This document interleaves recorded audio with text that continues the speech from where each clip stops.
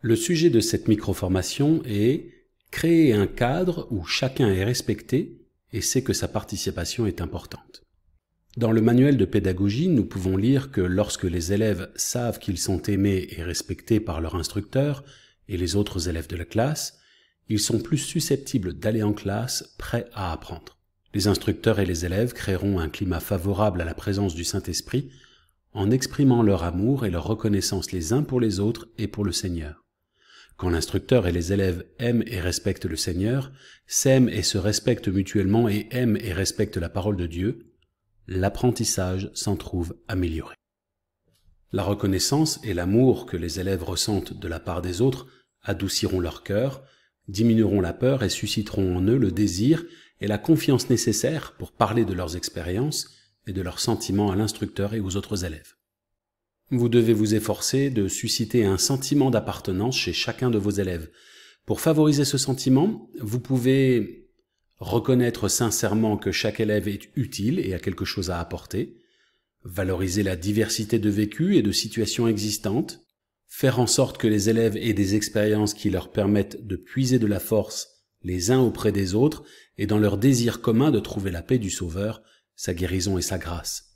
Encore, aider les élèves à réaliser qu'ils prennent part à la cause du Seigneur. Chad Webb, l'administrateur des séminaires et instituts de religion, a enseigné « Les attentes élevées poussent les élèves à agir avec foi, leur permettant de recevoir les bénédictions promises par le Seigneur. Frère Anderson a enseigné que lorsque nous dirigeons et enseignons sans amour, en ayant de faibles attentes, nous poussons à la déviance. De grandes attentes, sans amour, conduisent à la rébellion. Beaucoup d'amour et de faibles attentes créent une atmosphère de fraternité, mais peu de progrès. Cependant, beaucoup d'amour et de grandes attentes produisent des miracles. C'est le genre d'amour que le Sauveur a et que nous devons avoir si nous désirons véritablement influencer la vie de nos élèves. Ça peut donc se manifester par le schéma suivant. D. Todd Christopherson a enseigné « Notre Père Céleste est un Dieu qui attend beaucoup de nous. Il ne nous laisse pas tomber. Il nous soutient quand nous faiblissons, souhaite que nous progressions et attend patiemment que nous grandissions.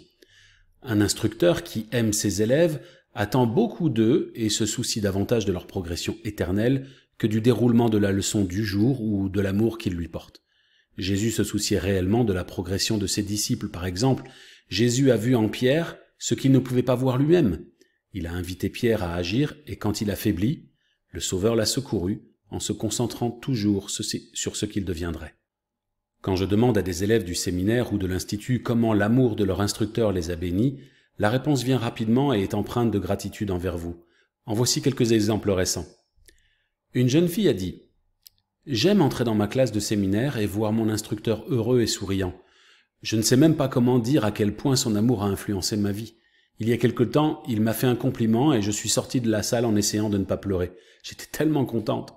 Ce petit compliment sincère, fait tous les jours, me motive à venir au séminaire chaque jour. C'est le moment fort de ma journée. L'amour de mon instructeur m'a enseigné à aimer chaque personne comme un fils ou une fille de Dieu. » Pour en paraphraser une autre, notre leçon d'aujourd'hui m'a transformé. J'ai pris mon courage à deux mains pour poser une question délicate et mon instructrice a vraiment écouté et a essayé de me comprendre. Elle a ensuite pris le temps de répondre à ma question. Ce qu'elle a dit m'a vraiment ouvert les yeux sur des choses que j'avais jusqu'alors négligées.